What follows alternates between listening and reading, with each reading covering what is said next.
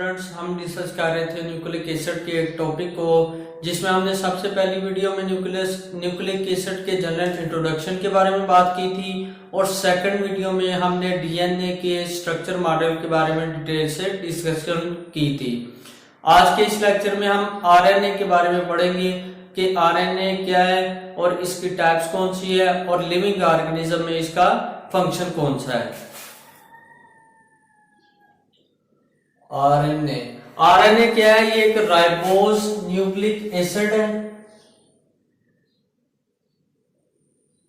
Ribose nucleic acid, और इसमें जो पेंटोज शुगर पाई जाती है वो है राइबोज, लेकिन इसमें जो नाइट्रोजनस बेसिस पाई जाती है वो डीएनए से डिफरेंट होती है। मतलब एडेनिन के जो पेयर बेस होती है उसमें थायमिन की जगह यूरासिल आरएनए में पाई जाती है। उसके बाद गवानीन और साइटोसिन ये सेम ही होती है। आरएनए क्या है? ये सिंगल स्ट्रैंडेड मॉलिक्यूल है, सिंगल स्ट्रैंडेड मॉलिक्यूल, और ये डीएनए डबल स्ट्रैंडेड मॉलिक्यूल से बनता है। और इस सारे बनने के अमल को या इस प्रोसेस को हम ट्रांसक्रिप्शन कहते हैं। Synthesis of RNA from DNA, इस अमल को हम ट्रांसक्रिप्शन बोलते हैं। ट्रांसक्रिप्शन। नेक्स्ट आती है इसकी टाइप्स, और लिविंग ऑर्गेनिज्म में आरएनए की 3 मेजर टाइप्स हैं। टाइप्स ऑफ आरएनए,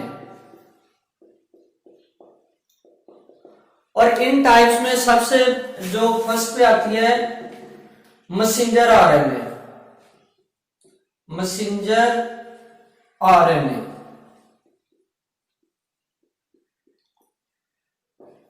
नाम से जाहिर हो रहा है कि ये आरएनए की ऐसी टाइप है जिसमें जेनेटिक मैसेज होता है या इंस्ट्रक्शन होती है।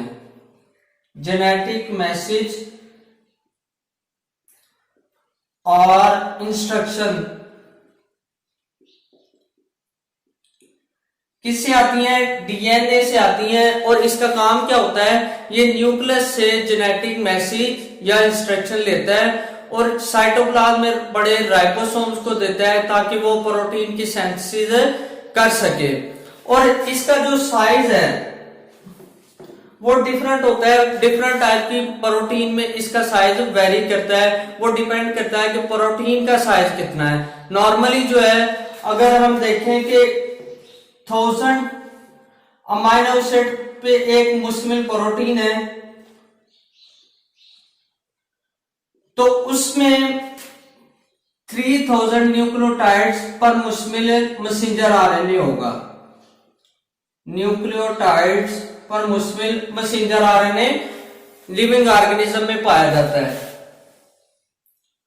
और ये लिविंग ऑर्गेनिज्म में पड़े आरएनए में की तकरीबन 3 to 4% मैसेंजर आरएनए पाया जाता है।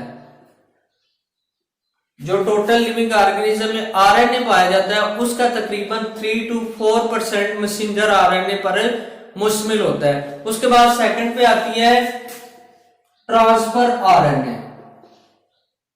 Transfer RNA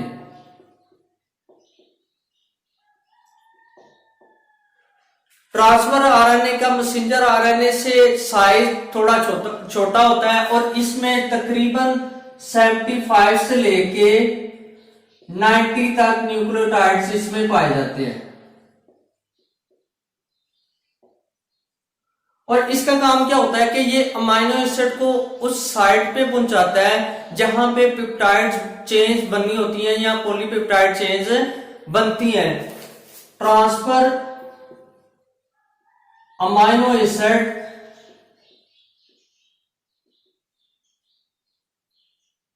to those sites where protein synthesise.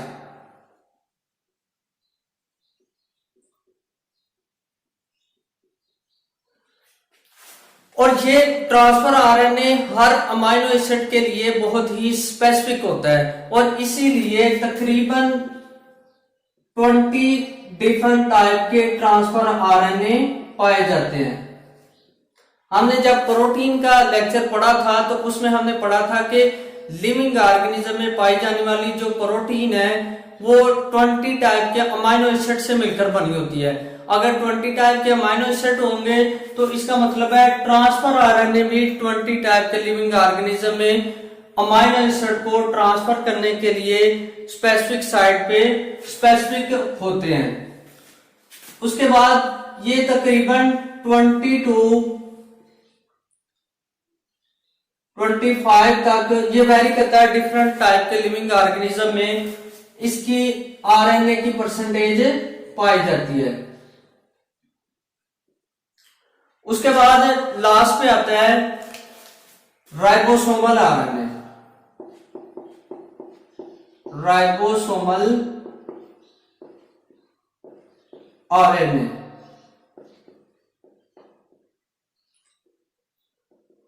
Ribosomal RNA living organism में पाए जाने वाले आरएनए में बहुत ज्यादा तादाद में राइबोसोमल की शक्ल में पाया जाता है और इसमें तकरीबन 80% तक लिविंग ऑर्गेनिज्म में राइबोसोमल आरएनए पाया जाता है।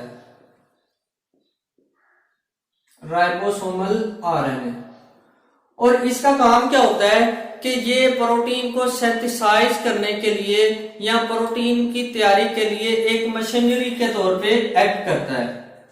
Act as machinery for the synthesize of protein.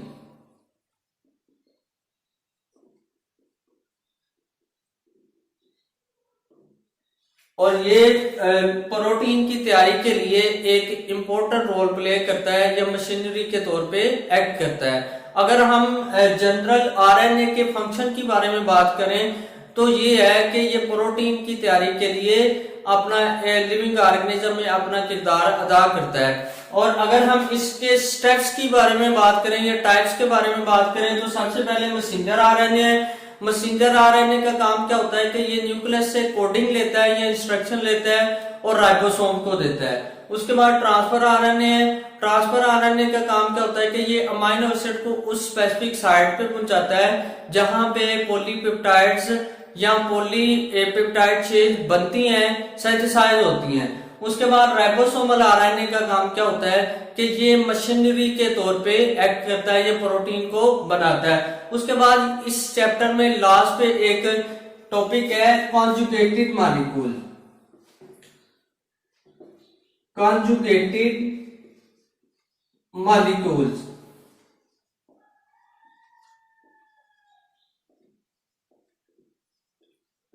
Conjugated molecule ऐसे मॉलिक्यूल हैं जो डिफरेंट कैटेगरी से बिलोंग करें और आपस में बांड बनाए या कॉम्बिनेशन बना के रहें, उसे हम कॉन्जुगेटेड मॉलिक्यूल कहते हैं। और इसमें कॉमन एग्जांपल में ग्लाइकोप्रोटीन है।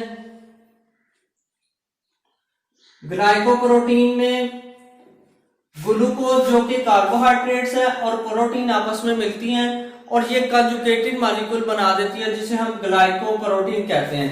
उसके बाद है ग्लाइकोलिपिड। ग्लाइकोलिपिड्स में भी ग्लूकोज जो कि कार्बोहाइड्रेट्स है और लिपिड्स आपस में कंबाइन होते हैं या ज्वाइन होते हैं और ये मिलकर कॉन्जुगेटेड मॉलिक्यूल बना देंगे जिसे हम ग्लाइकोलिपिड कहते हैं। और इसका लिविंग ऑर्गेनिज्म के एक्स्ट्रा सेलुलर मैट्रिक्स को मेंटेन करने के लिए एक बहुत ही इंपॉर्टेंट रोल है। Thank you for this.